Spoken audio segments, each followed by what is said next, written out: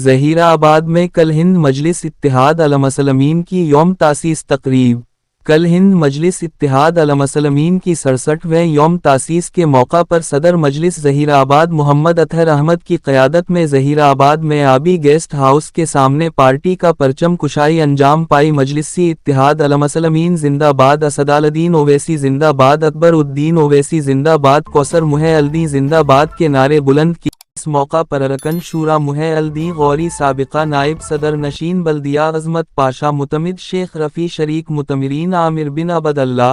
शेख अलैज़, मुख्तलिफ वार्डों के सुदूर सैयद मुहसिन, शेख सदाम, मोहम्मद अयूब, अबद अर-रहीम, मोहम्मद शफ़ी, मोहम्मद मुजीब, सैयद राशिद, सैयद हसीन, जमात के कायदीन सुरूर डंडा,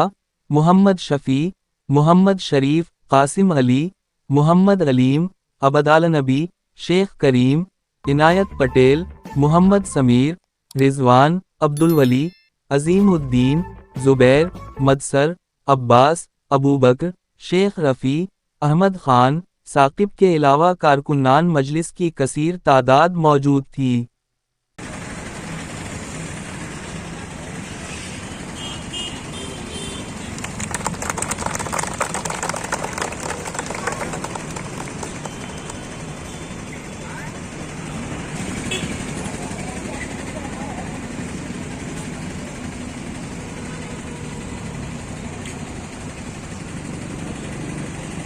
Yamayam, Yamayam, Nabad, Hasan Sahab, Nabad, Akbar Sahab, Nabad. Arishana Dota Navesi Sahab, Nabad. Akbar Dota Navesi Sahab, Nabad.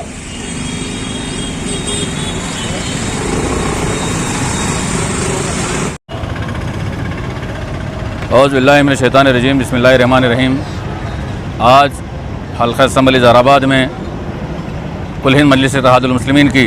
67वीं यौम तासीस का परचम कुशाई अंजाम दी गई और मजलिस इत्तेहादुल मुस्लिमीन का ये जो 67वें यौम तासीस है वो जोश व खरोश के साथ ज़हीराबाद में मनाया गया।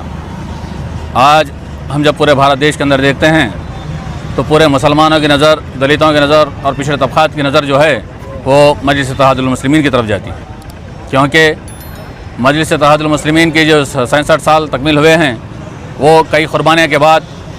यहाँ तक मजलिस इत्तेहादुल मुस्लिमीन पहुँची है। जब भारत के अंदर जब भारत की आज़ादी हुई तो आज़ादी के बाद पुलिस एक्शन के नाम पर मुसलमानों की इमलाक को लूट ली गई थी, असमतें लूटी गई थीं और कई मुसलमानों का क़त्लेआम किया गया था। ऐसे पुराशुभ दौर में मजलिस इत्तेहादुल मुस्लिमीन का अहिया 1957 में हमारे मरहूम सदर फ़ख्र मिल्लत अब्दुल वाहिद ओवैसी अलैहिर्रहमा ने इसकी बुनियाद रखी और उसके बाद सालार मिल्लत सुल्तान सलाहुद्दीन अलैहिर्रहमा फ़ख्र मिल्लत अब्दुल वाहिद ओवैसी अलैहिर्रहमा के इंतकाल के बाद जब क़यादत संभाली, मजलिस इत्तेहादुल मुस्लिमीन की सदारत जब संभाली तो उन्होंने एक प्लानिंग करते हुए दूर अंदेशी के ज़रिए सबसे पहले बल्दी इंतखाबात लड़ा। वो 2 मरतबा रुकने बल्दिया बने, उसके बाद 5 मरतबा रुकन असम्बली बने, 6 मरतबा रुकन पार्लियामेंट बने और आपके हयात में आपने बैरिस्टर असदुद्दीन ओवैसी साहब को पहली मरतबा हैदराबाद से रुकन पार्लियामेंट मुंतखब करवाया। उसके बाद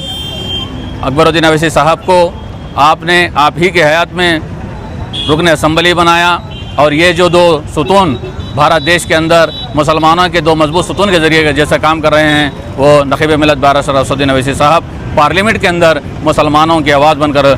मसाइल को हल करते हैं और जब असम्बली की बात आती है तो हबीब मिल्लत जनाब अकबरुद्दीन ओवैसी साहब मुसलमानों की आवाज़ बनकर असम्बली के अंदर मुसलमानों के मसाइल को हल करते हैं। आज आवाम को ये देखना चाहिए कि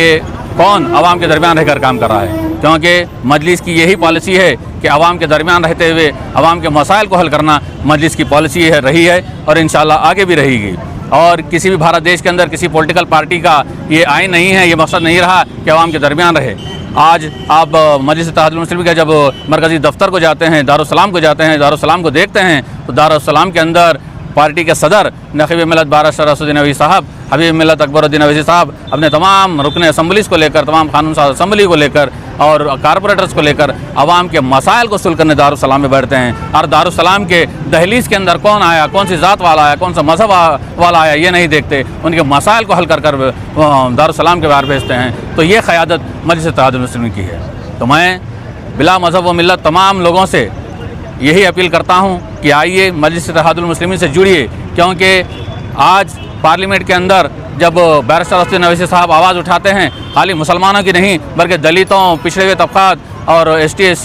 BCs के तमाम लोगों के मसाइल के लिए आप आवाज़ उठाते हैं और उन मसाइल को हल करते हैं। और रही बात तेलंगाना असम्बली की, तो अकबरुद्दीन अवैसी साहब हर मज़हब के लिए नुमाइंदगी करते हैं। तो आइए मजलिस की तरफ आइए, मजलिस में शुमूलियत अख्तियार कीजिए, मजलिस को मजबूत कीजिए, बैरिस्टर असदुद्दीन अवैसी साहब के हाथों को मजबूत कीजिए, अकबरुद्दीन अवैसी साहब के हाथों को मजबूत कीजिए। बस इसी अल्फाजों के साथ मैं रुखसत होता हूँ। खुदा असदुद्दीन अवैसी, असदुद्दीन अवैसी, अकबरुद्दीन अवैसी, अकबरुद्दीन अवैसी।